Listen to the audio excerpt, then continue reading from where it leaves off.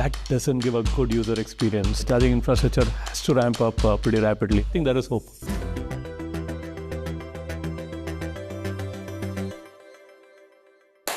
Welcome to The Big Question, the series from Euronews where we address some of the most important issues on the business agenda. I'm Hannah Brown, and today I'm joined by CEO and Managing Director of Tata Elxsi, Manoj Raghavan. So thank you very much for joining me, Manoj. Thank you.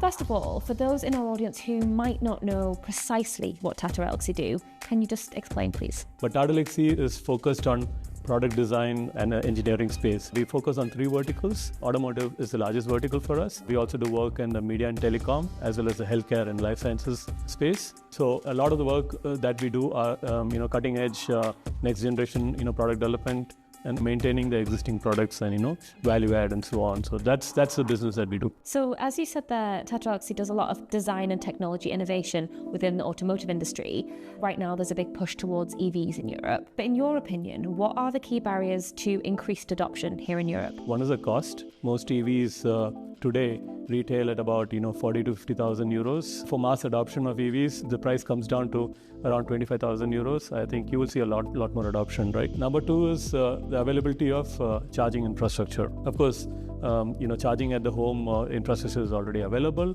But what is more important is the public charging infrastructure. Mm-hmm. Today in Europe, maybe more than 1 million public charging facilities are available. And to meet Europe's goal of the Fit for 55 and reducing the carbon emission by 55% in 2030, Europe needs minimum 3.5 million public charging infrastructure to be available, all the way to maybe some reports talk about 8 million public charging infrastructure that is needed.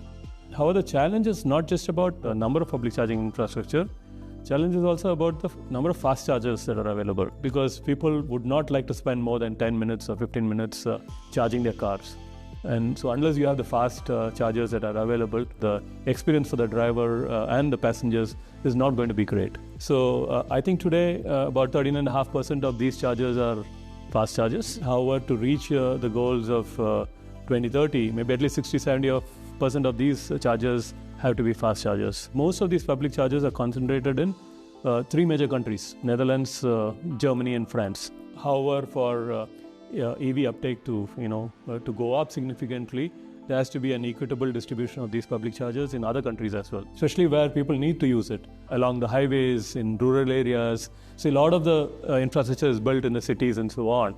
But looking at people driving long distances and so on, availability of these chargers on the highways and in rural areas are also going to be important. The electricity grid itself, right? By 2030, when you have a lot more EV cars on the road and all of them charging into the network, the EV grid has to be updated. These are some of the issues that Europe has to address, before EV can meaningfully pick up speed.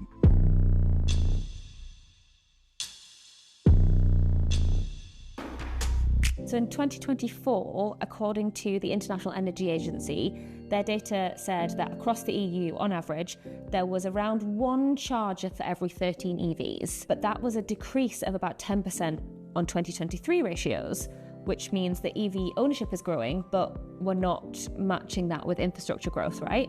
So what ratio should we be looking for? And what would be the consequence if we don't keep up with that charging infrastructure growth? Charging infrastructure has to ramp up pretty rapidly, right?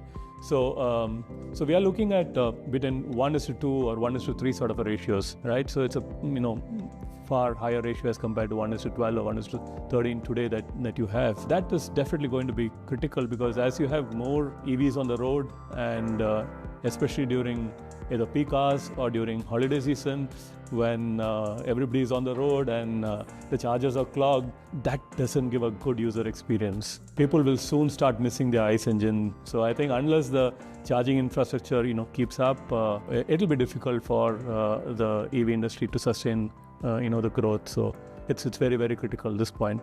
Thinking about what you do at Tata Elxsi, what innovations here can help with this issue, whether that is with chargers or with batteries? In 5 years or in 10 years, we'll have a lot more new materials that come out that, you can charge maybe in 5 minutes, that gives 1,000-kilometer range and so on. So I think the industry demands, range, industry demands fast charging.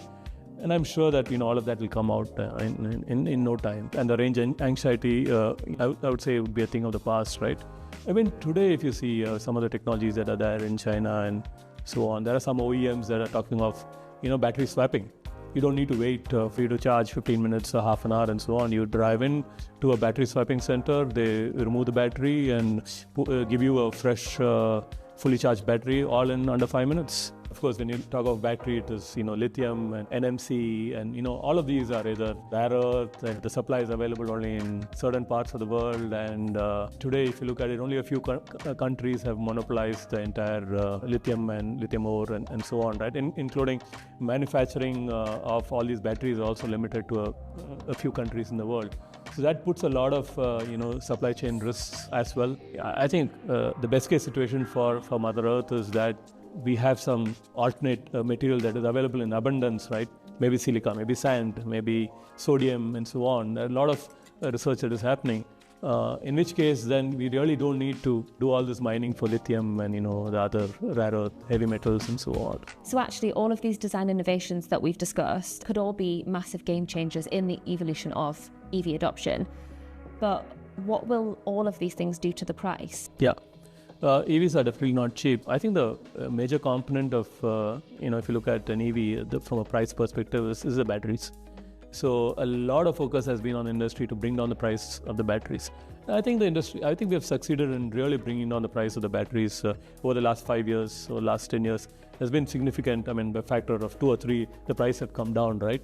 And I'm sure moving forward in the next 5 years and so on, the prices would still keep coming down. And the focus is to see how we can use commonly available material, right? So definitely the hope is that it won't involve expensive processing and so on, and we will be able to bring down prices even for the alternate technologies that we're looking at. So from a technology perspective, from a design thinking perspective, with tools like AI, and what it does is it helps companies get it right first. You simulate, you do everything on a virtual platform, you design digitally, you sort out all the issues ahead of time, and then you put it into the car and so on, right? Of course, you still need to manufacture a few prototypes, but earlier, before you launch a car, you manufacture 200, 300 units, and each of these units are very expensive and so on, and do a full driving and end-to-end testing using those prototypes. Today, a lot of that can be done virtually using simulation platforms.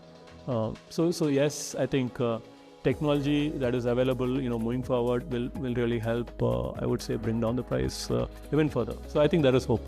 Okay, brilliant. And on that note, that's all we have time for. But thank you so much for joining me today on The Big Question. Thank you, Anna.